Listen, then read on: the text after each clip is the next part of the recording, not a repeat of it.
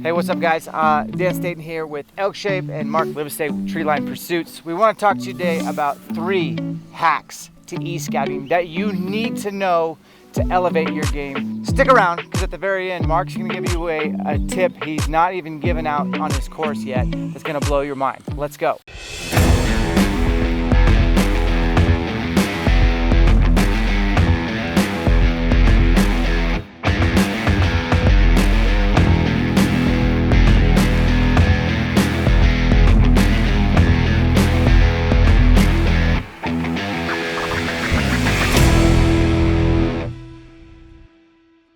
onX just came out with an awesome update.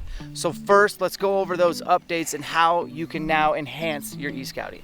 One of the latest things that onX just came out with is they have the 3D version on the web-based platform. So they introduced the 3D in the mobile iOS platform a little while ago, and just real recently, I think just within a few weeks, they have updated the web base of the 3D.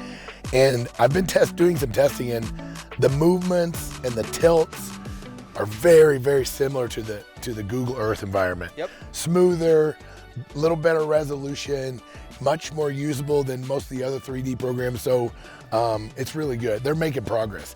Yep, the detail's gone up. I've been able to find a couple watering holes that prior to that update, I would not have been able to tell that was actual water.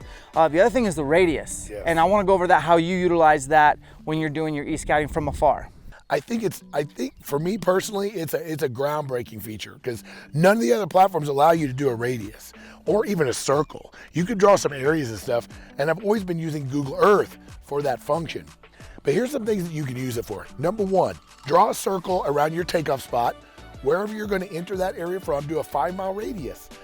Well then, I'm not saying you can't e-scout points outside it, but you're looking at the realistic goal that you're going to be capable of hunting.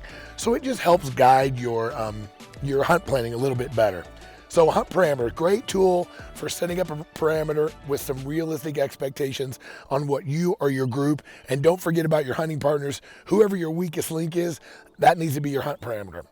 So that's number 1. Number 2 is what a lot of people don't think about, is for glassing and shot distance estimating. So for example, if you're a rifle hunter and you're going to want to look over this saddle, find your vantage point, your glassing perch, whatever, do a radius from there. Is it 500, 700 to the, guys, it's very accurate. So you'll know when you're sitting in that spot that you're within rifle range of that saddle. And then the other thing you can kind of do with the radius is you can start doing zones of pressure. Finally, I'm glad you mentioned that, because we're trying to find bottlenecks and eliminate wasting time in areas that are going to attract multiple hunters. That's right. And so explain kind of how you'd use this radius, like your parameter, zones of pressure, 1 mile, 2 mile, right. Marking up the maps. Right. Let's finish with that, because that is the tip I wanted you guys to get out of this video. So in the course, we talk a lot about zones of pressure. And I really do radiuses around all the access points, campgrounds, dead ends, borders of every open road that's open to motor vehicle use, because I want to see where the pressure is going to come. I want to see where the likely pressure will be, but more importantly, I want to analyze where the pressure is going to come from. And that also means neighboring units from yes, the unit don't forget to look at the boundary. Yep.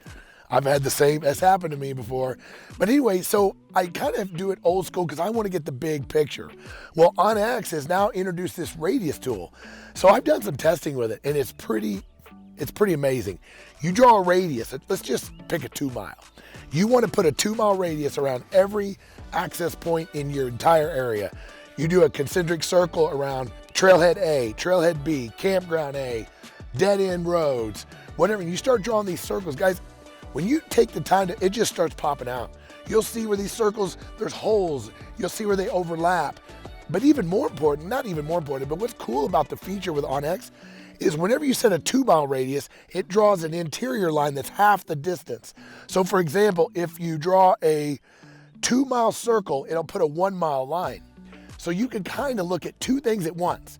So if you draw a 2 mile radius around a trailhead, you also can see what a 1 mile scenario would be. So, and you can stack the circles. Well, thank you for dropping that knowledge. Guys, if you want to check out his course, I'll put a link in the video description. I might have a discount code for it as well.